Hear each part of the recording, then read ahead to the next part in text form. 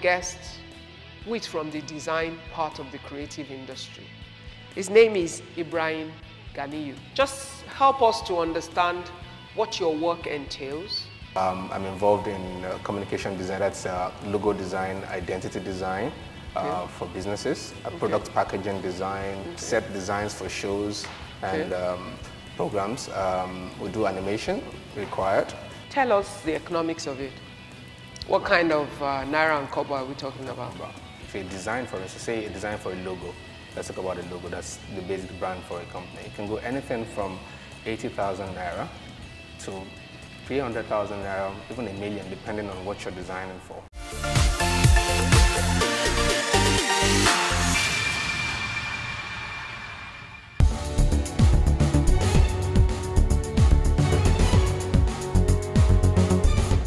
My question is really about entrepreneurship. To me, entrepreneurship is like a two-part process.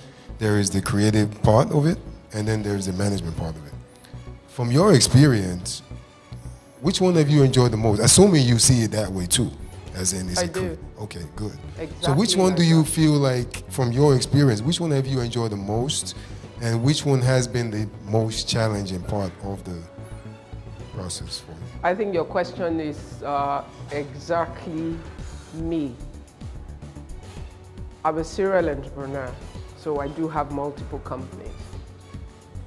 What I love as a person is the idea process, dreaming of something, putting it together with factors to bring it to life. That's the excitement stage for me. I love the birthing the dream. Once the dream becomes a process, it's not as exciting for me. Your first business, which allows you to prove yourself, will be about idea and execution. And execution involves the operation. So you might not love it, but like a conversation I had with someone a few minutes ago, there are things that you do not love, but you need to do in order to accomplish the ones that you love. See, establishing the dream is your long-term, that's your agenda. But in establishing that dream, there's the drudgery part, the operations part, all the mundane parts, but they're part of delivering on the dream. So once you have that going and you've proven that it can work and it's working, what you then have, if you are at that stage, because you see, it's all about what level you are in business. If you're then at that stage, the responsibility you have next is then to find the right people that you can trust those processes that you are not excited by too. Because the ones you don't really like, some other people love it. And frankly, I'd rather have someone who loves operations managing my operations. So I don't like operations personally. I'm restless, so I get bored. So anything that is routine will kill me. And the fact that I have to keep doing some mundane thing over and over is not me. But there's a smarter guy or a smarter lady who loves those things. There's an accountant who doesn't mind sitting at a table dealing with figures from morning to night. I can do figures, but I hate sitting in one place for so long. So that's not the fun part for me. So you really have to determine where you are, at what stage, and understand what you can afford to do and not do. Now, there are ways you can do it even early, because you could have sharing of competencies. You can have your friend who is good at something that you are not, help you with what you are not good at, and you help your friend who is also, I'm talking about small businesses now, you help your friend with something he's not good at, but that is needed for his business. But the key thing is to understand there's a season of your being in business that you have to be tolerant of the things you do not love, because they are part of the process of building your goal. I hope I've answered your question. Thank you, ma'am. I want to ask about the core skill aspect of entrepreneurship. You know, you said something earlier about not being the most important person in your business sometimes. So I usually hear people talking about core skill, that whatever it is you're doing, you have to have Certain the core things. skill. So is it absolutely necessary? Because, for example, now I kind of like fashion a lot, designing clothing and everything, and for me that's what I'm passionate about. I don't really like to sit on the machine and have to run it. I don't find that interesting. My machine is just there in my room and I hardly touch it, but I love to do sketches and all of those things. Ma'am, do you think it is risky to go into business when you're not passionate about the core skill? That's my question. Okay. Well, you know,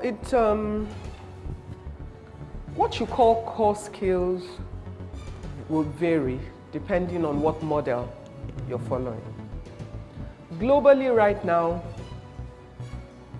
everything is so splintered in that people can build their business around just a segment because the support industry for different parts of the business chain already exists. Your colleague in the Western world, so to speak, will be comfortable just sketching, and in sketching, giving to a garment maker to interpret their sketch for production. So you must decide what part of the value chain you want to play in. Most people design a product and never make it. That's why if you buy a dress, there's some you say, same brand, let's say Ann Taylor made in Mexico, Ann Taylor made in Taiwan, Ann Taylor made in Spain. One brand, different centers of production. Do you think they have factories in all of those places? No, they don't. Now, if you ask, what business are they in? Design, logistics, distribution, sales? That's the new entrepreneurship model. Don't get, you know, here in Nigeria, people think it is present day production system. You don't need a complicated, expensive, massive operation depending on the kind of business you're in. You can love design and design without sewing. Your responsibility is to find the right tailor to sew your design, depending on what stage you're in. And when you find that tailor, because you understand your design, when your tailor is saying, no, let's take it like this, you can insist, no, that's not what I had in my mind. That's your core competence for the design. Do you understand what I'm saying? So your core competencies would be in the general management of business. That, I believe, is important. Customer service, your general financial situation, understanding taxation, just having a sense of those things. So nobody can call red black for you. You must understand the laws and the regulations that affect your business. And you should have skills relevant to your business. But if you can design, that's already a core skill for fashion.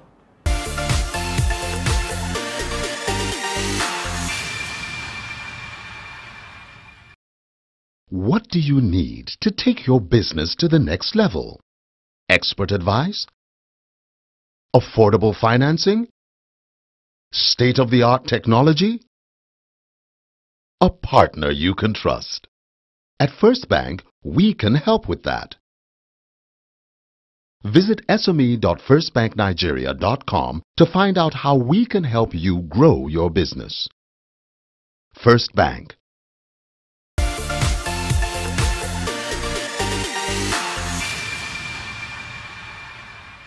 I want to ask, how do you translate your business from a small business to the big players? Well, it's not an overnight issue. It's a steady issue. A lot depends on what your vision is. If your vision from day one is to build what you've started to the highest possible level, then you'll be conscious of the things that you do. Which means even when you only have 2 people working for you, you want to try and do things right. You want to try and build on the right value system. If you want to build for the long term, you have to build on the right value system. You have to set the example of the institution of the future that you want, even when you're a small institution. You have to understand that every customer of today is also a customer of the future plus X. See, every customer to you is A plus X. In fact, A times X. Because customers can have exponential value for you. So what that means is every customer that you encounter today, you treat them like your life depends on it. Why? They will always speak in your future, no matter how. They speak for or they speak against. So if you're conscious of that, you don't act just for today. Every action that you take is geared towards a tomorrow. If you look at a customer and say, who the heck is he? What can he do? He himself might not have much value for you today. But remember this one thing and never forget. Every one person you see has at least 10 touch points. And every touch point they have, you do not know by looking at them. And sometimes I've had the biggest opportunity from the most unexpected source. A cleaner in an office that you're nice to, who just loves you because you show him uncommon respect when everybody else treats him like nothing. Happens to be a faithful servant somehow of somebody else who is highly positioned and opportune and is cleaning around an area where they're having a conversation of a big transaction that is related to your business. And because of relationship, don't always think that relationships are at the same level. Referral is a weapon. It takes you into places that advertisements of 10 million naira will not. And referral is both from people that have experienced your work and that have experienced your person. Your person, which means your personal character and value system will always impact on your business. If people like you, they fight for you. They find opportunities for you, they will make sure you get there. If they dislike you, even when you're already holding the opportunity, they will snatch it from your hand if they have the power to. For you to build over the long term, you also must be responsive and flexible. Why is it very important? Because times and seasons change. And what businesses require at different points also change. So if you don't want to become part of the archives, and many businesses become part of that, especially young businesses. Globally, statistically, 8 out of every 10 new business dies within 3 years. 2 to 3 years. It's not a Nigerian thing, it's a world thing. Why? Because you see, the excitement and the dream helps you to get started. But you need more than that to keep you sustained. So for you to build from small to whatever level, those are factors you're going to have to deal with over time. But if you believe in what you're doing, you will fight for it. That's why you need the staying power. But there are times you need to change course as well. And you must have the courage to take that decision when you get to those points. Don't have the arrogance of knowledge or of past success. Because you see, the other thing is being successful yesterday can prevent you from succeeding tomorrow. Values will be important. Your ability to respond to changes around you will be important. How you build your workforce and how you handle your workforce will be important. How you build your relationships with customers and with your stakeholders, your banks, suppliers, and all of those will be important. Because you might think you're doing them a favor, giving them orders. But the day your suppliers pull the plug on you, then you will realize they're doing you a favor selling to you. So it's really having a sense of value of everybody around you and not making yourself alone the kingpin. Makes a lot of difference. All right?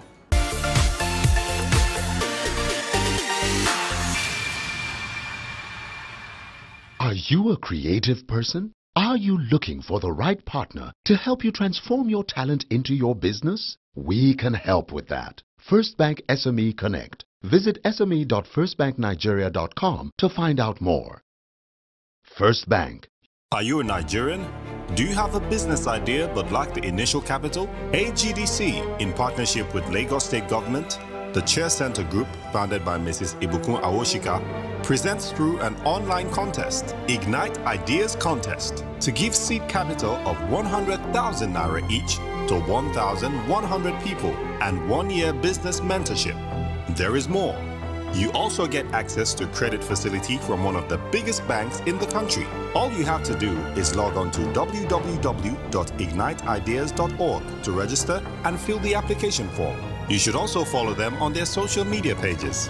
Facebook, www.facebook.com/IgniteIdeasContest. Twitter, @IgniteContest. Hurry and give your business ideas some life.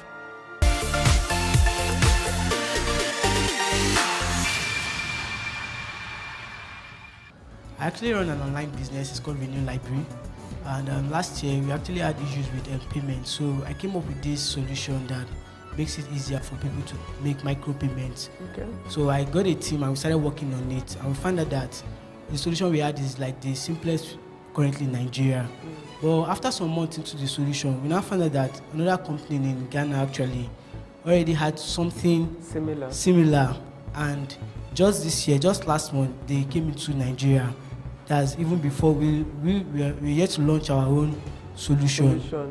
So now I'm actually in the situation we're trying to decide whether to go on, because I don't want to disappoint my team members and people that have been working on it for a while, or just accept the fact that somebody's already doing something like that. And so I'm really finding it very difficult to... You are in a technology space. Some things die before they hit the street. That's the reality. It's your age and your generation. But don't get discouraged. Because you see, the mind that produced the solution in the first place has the capacity to take it to another level. Now, you already have an advantage. Why? They're doing something you're doing, but they don't know your market. Good. So your advantage then is, okay, this is where they are, this is where we are. What they're selling is where you already are. What is the next level? Because what that competition is doing is pushing you to go further. So look for the unique factor that you will add to yours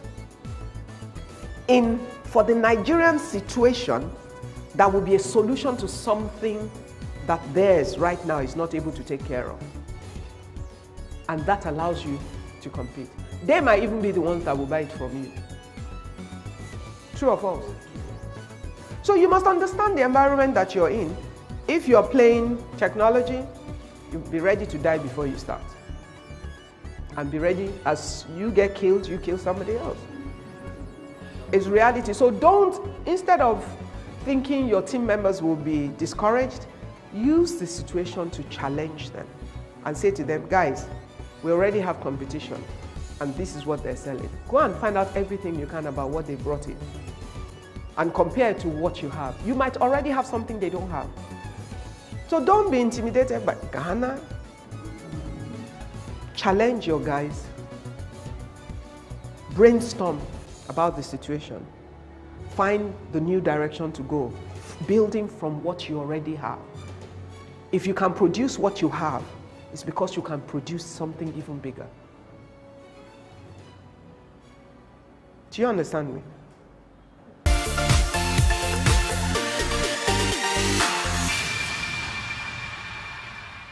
Do you want to grow your business by selling to people in different ways? We can help with that. First Bank SME Connect. Visit sme.firstbanknigeria.com to find out more. First Bank.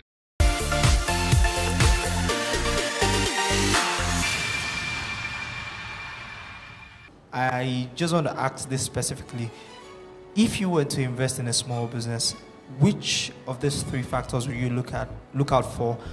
A solid business plan, a solid business model canvas, or proof of concept of the business itself? Thank you, ma'am. Now, proof of concept is important. One, business plan is, I keep saying that, yes, the biggest book of assumptions in the world is a business plan. Because half of everything that's made your story end up with plus naira and kobo or dollars is based on a lot of things you've assumed. Now, what proof of concept does, it moves it from assumption to giving it life. And even that is only a stage. Because you can prove concept, but in deploying concept, there are other issues you can encounter. So there's all of that. But proof of concept at least gives a green light. It allows the investor to say, okay, there's something here, but I invest in the rest of the risk. Now, looking at all the challenges and issues related to that business is not the problem. It is finding the solutions to take care of the challenges that you've seen that is the problem. So if you don't think through critically, you miss those things. You therefore jump into something only to discover those problems after you have put money at stake. And it becomes a very expensive error. Meanwhile, you could have just done one thing at the beginning differently to avoid the problem if you have thought through it. That's what a business plan is supposed to help you to see that. Because when you start writing things down, you hit bottlenecks. You write, oh, we're going to do this, we're going to do this, and then you say, okay, wait a minute. If I do this, there will be an issue here. And then you must find a solution to the issue. And if you give me the business plan and I read through it, if I see gaps in the business plan, I can point them out to you and send you back. And say to you, go and deal with this. When you do, come back. And if you're worth your salt or you have enough interest and capacity, you will go and do your homework. But you see, first impression does count. The first time that you've shown me you're not thorough raises what? A red flag. So it tells me that even when you start managing the business, you might not take care of all, at least to a large extent, the many considerations that you should have. That's why the entrepreneur that is moving the vision is key. And you can never ever do your homework enough. Before you go and look for investors, do your due diligence 150%. Do you understand what I'm saying? And that should help to a large extent to endear investors to you. Send in your comments, questions, and shoutouts to our Facebook page, facebook.com/IgniteTV, Twitter/IgniteTVNG, and check out our website, www.ignite-tv.com. For extras on Ignite, visit our YouTube account on www.youtube.com/IgniteTV Nigeria for lots more about the show and lots of useful information on building your business.